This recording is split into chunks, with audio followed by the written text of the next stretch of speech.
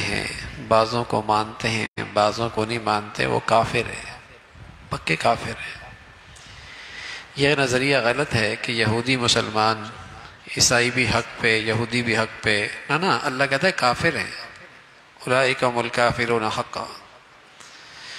وہ مسلمان کیسے ہو سکتا ہے جو اللہ کے نبی سے دشمنی رکھے یا حضرت عیسیٰ علیہ السلام کے قتل کے درپے ہو؟ فرمایا ایمان والے وہ ہوتے ہیں جو سب پر ایمان لاتے ہیں، موسیٰ علیہ السلام پہ بھی، عیسیٰ علیہ السلام پر بھی، ہاں محمد رسول اللہ خاتم النبیین ہیں، سید البشر ہیں، امام الانبیاء ہیں، وہ سارے نبیوں کے امام ہیں اور سارے بشروں کے سردار ہیں، یہ ایمان والے ہیں۔ آپ علیہ السلام سے یہودی مختلف قسم کے تقاضے کرتے تھے کہ اگر آپ واقعی سچے ہیں تو اللہ کی طرف سے کوئی خط لے کے آئیں جس میں یہ ہو کہ آپ واقعی سچے ہیں۔ اللہ تعالیٰ فرمان لگے ان کے آباء و اجداد اس سے بھی بڑھ کر آگے جرت کرنے والے تھے، کہتے تھے اللہ کو ہمیں دکھاؤ تو صحیح، تب ہم اللہ پر ایمان لائیں گے۔ ان کی مزاجوں میں، طبیعتوں میں شرارت ہے، اس کا تذکرہ فرمایا، اور ان کے جرائم کا تذکرہ فرمایا کہ عیسیٰ علیہ السلام کے قتل کے درپے ہوئے، اور پھر غلطی سے کسی ان جیسی شخصیت کو سولی پہ لٹکا دیا۔ اللہ رب العزت نے عیسیٰ علیہ السلام کو عزت اور احترام کے ساتھ آسمانوں پہ اٹھایا، قرب قیامت میں دوبارہ زمین پہ واپس تشریف لائیں گے۔ یہودیوں کے جرائم کا تذکرہ فرمایا کہ سود خور ہیں، لوگوں کا مال ناحق کھاتے ہیں، یہ اللہ کی غضب شدہ قوم ہے جن پہ اللہ کا غضب ہے۔ مسلمانوں کو تلقین فرمائی کہ جس قوم میں یہ برائیاں ہوتی ہیں تم اپنے آپ اپنا دامن ان برائیوں سے محفوظ رکھنا۔ حضرات انبیاء علیہ السلام کے تذکرے ہیں، کچھ کا تذکرہ قرآن میں موجود ہے، لیکن فرمایا کہ نبی کے بارے میں غلو نہ کرو، محبت اپنی جگہ، عقیدت اپنی جگہ، محبت عقیدت اپنی جگہ، لیکن اتنا آگے نہ بڑھو کہ اسے اللہ کا درجہ دینے لگ جاؤ، یہ زیادتی ہے۔ گستاخی، بے ادبی، یہ بھی غلط، لیکن محبت اور عقیدت ایسی کہ اس میں اللہ کی صفات میں اسے شریک کر دو، یہ بھی بے ادبی ہے، یہ بھی بے ادبی، یہ بھی گستاخی ہے۔ عیسائیوں نے عیسیٰ علیہ السلام کی شان میں محبت اور عقیدت میں زیادتی کر لی، یہودی آپ کے قتل کے درپے ہوئے، مسلمان عیسیٰ علیہ السلام کو اللہ کا رسول مانتے ہیں، محبت رکھتے ہیں، عقیدت رکھتے ہیں، لیکن اللہ کا رسول مانتے ہیں، اللہ کا بندہ مانتے ہیں۔ عیسائیوں نے محبت اور عقیدت میں زیادتی کی، کہنے لگے اللہ ہی ہے، پھر کہنے لگے اللہ کا حصہ ہی ہے، الہ کہہ دیا، فرمایا اللہ اس پاک ہے، ہر قسم کے شرکت سے، شریک سے پاک ہے، اس کا تذکرہ فرمایا۔ اور عیسیٰ علیہ السلام کو اللہ کی بندگی میں کوئی آر نہیں، انہیں اللہ کی بندگی میں کوئی آر نہیں، تو اللہ کے بندے ہیں۔ پھر اس سورت کے آخر میں عورتوں کے حقوق کا تذکرہ، ان کے وراثت کے معاملے میں پھر تلقین فرمائی۔ پھر سورہ مائدہ ہے، تلقین ہے ایمان والوں سے، ایمان والوں عہد پورا کیا کرو، چاہے وہ عہد تم نے جو اللہ سے کیا ہے یا مخلوق سے، عہد و پیمان کا لحاظ کیا کرو۔ مسلمانوں نے لا الہ الا اللہ کی شکل میں اللہ سے عہد کر رکھا ہے، اور زندگی کے معاملات اور معاشرت کے اندر مخلوق سے بھی معاہدے ہوتے ہیں، نکاح کا اور بھی بہت سارے معاہدے ہوتے ہیں۔ فرمایا پھر ان معاہدوں کی پاسداری کرو، ان معاہدوں کی پاسداری کرو اور ان عہد کے حقوق ادا کرو، اس کا تذکرہ فرمایا۔ فرمایا کسی سے دشمنی بھی ہو نا، لیکن دامن انصاف کا نہ چھوڑو، ایسا نہیں کہ چونکہ آپ کا دشمن ہے آپ کے لیے ہر قسم کا ظلم روا ہے، جائز ہے، نہیں، ایسا نہیں، ہمیشہ انصاف سے کام لو، اور نیکی اور تقوی میں ایک دوسرے کے مددگار بنو، برائی میں اور نافرمانی میں ایک دوسرے کے معاون اور مددگار نہ بنو۔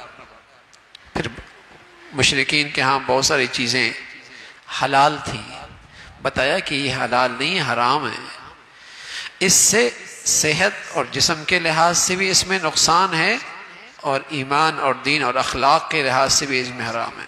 مردار، خنزیر، بہتا ہوا خون، غیر اللہ کے نام پہ نظر، یہ سب چیزیں حرام ہیں۔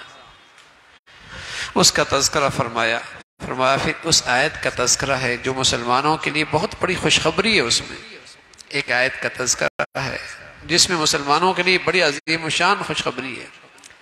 اور یہ جب آیت اتری تو یہودی کہا کرتے تھے اگر یہ ہمارے مذہب میں اترتی، جس دن اترتی ہم اس دن کو عید مناتے۔ حضرت عمر رضی اللہ تعالیٰ عنہ نے جب یہودیوں کی یہ بات سنی تو فرمایا ہاں، جس دن اللہ نے ہمیں یہ آیت دی ہے اس دن مسلمانوں کی دو عیدیں تھیں، ایک جمعے کا دن تھا اور دوسرا عرفہ کا دن تھا۔ شام کا وقت تھا، آپ علیہ الصلوۃ والسلام اونٹنی میں تھے، بیٹھے ہوئے تھے، اور میدان عرفہ کا میدان تھا، جمعے کا دن تھا۔ اس دن اللہ کی طرف سے یہ پیغام آیا الیوم اکملت لکم دینکم واتممت علیکم نعمتی، میں نے اپنی نعمت اسلام کی شکل میں، دین کی شکل میں مکمل کر دی، تمہیں ایک مکمل ضابطہ زندگی دیا ہے۔ کوئی ایسی چیز نہیں ہے دنیا اور آخرت کے لحاظ سے جس میں تمہارے لیے اس دین میں اس کا حل موجود نہ ہو، اور تمہاری کامیابی کا اس میں رہنمائی اور دستور موجود نہ ہو، مکمل ضابطہ زندگی ہے۔ لیکن آج مسلمان انفرادی سطح پر بھی اور قومی سطح پر بھی دیکھ لے تو کتنا اسلام پہ چلتا ہے اور کتنوں غیروں کی زندگی پہ چلتا ہے۔ ایسا لگتا ہے یہ منگتا سب سے تھوڑا تھوڑا مانگ کر زندگی اپنانا شروع کر دی۔ حالانکہ اللہ کے نبی صلی اللہ علیہ وسلم اس امت کو خوددار بنا کر گئے تاکہ یہ کسی کی محتاج نہ رہے، دنیا آئے زندگی کی بھیک لینے کے لیے ان کے در پہ، ان کے پاس ایسی خوبصورت زندگی ہے اسلام کی شکل میں۔ پھر اللہ رب العزت نے ایک آسان حکم دیا کہ جو شکاری کتا ہوتا ہے، جسے سکھایا جاتا ہے، سیکھا ہوا کتا اگر وہ شکار کرے تو اس کا شکار حلال ہے۔ ویسے کتا بہت بری چیز ہے، مغربی تہذیب میں تو اسے بڑا پیار کرتے ہیں، لیکن اللہ کے نبی صلی اللہ علیہ وسلم نے اس کی برائی دلوں میں بٹھائی ہے۔ فرمایا جس گھر میں ہوگا اللہ کا فرشتہ نہیں آئے گا، جس برتن میں وہ منہ مارے گا وہ عام معمول کے مطابق دھونے سے پاک نہیں ہوگا، اس کا لعاب کپڑے میں لگ جائے کپڑا نہ پاک۔ لیکن اگر سکھایا ہو اور اس سکھایا پہ وہ عمل کرے تو اس کا شکار بھی حلال ہے، اس کا شکار بھی حلال ہے۔ تو وہ کتا اپنے مالک کا سیکھا، تربیت یافتہ، اس کی اتنی قدر و قیمت بڑھ گئی کہ اس کا شکار بھی حلال ہے۔ بتائیے نا، اگر یہ انسان اپنے مولا کی مان کے چلے تو بتائیے اس کی قیمت کتنی بڑھ جائے گی، اس کی اللہ کے ہاں قدر و منزلت کتنی بڑھ جائے گی۔ پھر اسلام کا ایک آسان سا حکم ہے، وضو کرو اور پاکیزگی کے ساتھ اللہ کے دربار پہ حاضر ہو جاؤ، لیکن اگر پانی میسر نہیں تیمم کر لو۔ یہ ایک آسان حکم ہے جو محمد رسول اللہ کی شریعت میں ہے، اس کا تذکرہ فرمایا۔ پھر اہل ایمان کو تلقین فرمائی ہمیشہ انصاف سے کام لو، چاہے تمہارا معاملہ تمہارا دشمن سے بھی ہو، لیکن ظلم کی اجازت اور زیادتی کی اجازت اور ناانصافی کی اجازت وہاں بھی نہیں ہے۔ ایمان والو، اللہ کی نعمتوں کو یاد کرو۔ پھر بنی اسرائیل کا تذکرہ ہے، کس طریقے سے وہ اللہ کے کلام میں تحریف کیا کرتے تھے، اور عیسائی بھی کس طریقے سے اللہ کی نفسیتوں کو اس سے منہ موڑا کرتے تھے۔ پھر اللہ نے انہیں اس دنیا میں سزا دی۔ دنیا میں اللہ کی نافرمانی کی ایک سزا یہ ہوتی ہے کہ محبتیں دشمنیوں سے بدل جاتی، اتفاق نہ اتفاقی سے بدل جاتا ہے، اتحاد تقسیم اور نفرتوں کا شکار ہو جاتا ہے۔ یہ اللہ کی طرف سے ایک سزا ہوتی ہے جو بنی اسرائیل کو، جو عیسائیوں کو ملی، وہ بھی ٹکڑوں میں تقسیم ہوئی ہے اور ایک دوسرے کے دشمن بنے، اس کا تذکرہ فرمایا۔ پھر حضرت آدم علیہ السلام کے دو بیٹے حابیل اور قابیل، اللہ حفاظت فرمائے، ایک دوسرے کے حسد میں مبتلا ہو گئے، اور وہ حسد کی آگ اتنی تیز، اتنی بھڑکی اور اتنی خطرناک ہوئی کہ قابیل نے اپنے بھائی حابیل کو قتل کر دیا۔ یہ روئے زمین کا پہلا قتل تھا، اور قابیل اس دنیا کا پہلا قاتل تھا۔ لیکن جب قتل کر بیٹھا تو سمجھ میں نہیں آ رہا اسے کہاں کریں. پرندہ آیا کوا، اس نے ایک مردے کو، کوے کو زمین میں اپنی چونچ سے گڑھا کھودا، اس میں اس کو دفن کیا. تو یہ اپنی عقل پہ ماتم کرنے لگا کہ کوئی اچھا ہے، اس کو دفن کرنا تو آتا ہے میت کو. گناہ کی ایک بڑی نحوست ہوتی ہے، عقل کام کرنا چھوڑ دیتی ہے، عقل میں فتور آ جاتا ہے، سمجھ بوجھ میں فرق آ جاتا ہے. اور پھر فرمایا اللہ کا قانون ہے کہ ایک انسان کی زندگی بچانا ثواب کے لحاظ سے ایسا ہے ساری انسانیت کی زندگی بچائے، اور ایک انسان کی جان لے لینا اس کا وبال ایسا ہے جیسے ساری انسانیت کو اس نے قتل کیا. اسلامی حکومت میں کوئی باغی ہے، کوئی ڈاکو ہے، کوئی فسادی ہے، اس کی سزا کا ذکر فرمایا، اسے سولی پہ لٹکا دو، اس کا ہاتھ اور پاؤں مختلف انداز سے اسے کاٹ دو، ایسی اس کو عبرتناک سزا دو. اسی طرح چوری کرنے والا مرد اور چوری کرنے والی عورت، اس کا ہاتھ کاٹ دو. والسارق والسارقۃ فاقطعوا ایدیہما، ان کا ہاتھ کاٹ دو. لیکن آج کسی کا جان مال محفوظ نہیں، اس لیے کہ روئے زمین پر یہ اللہ کے حدود نافذ نہیں، اللہ کے یہ قانون نافذ نہیں ہے. انتظامات حفاظت کے بڑھتے چلے جا رہے ہیں لیکن جرائم بڑھتے چلے جا رہے ہیں، ادارے بڑھتے چلے جا رہے ہیں امن و امان قائم کرنے کے لیے، لیکن جرائم بھی بڑھتے چلے جا رہے ہیں. اس لیے کہ انسان اپنے تجربے سے قوانین بناتا ہے اور جرائم ختم کرنا چاہتا ہے، اور اللہ کے علم اور قدرت اور اس کی حکمت کے بنائی ہوئے قوانین پہ توجہ نہیں دیتا. اس کا تذکرہ فرمایا.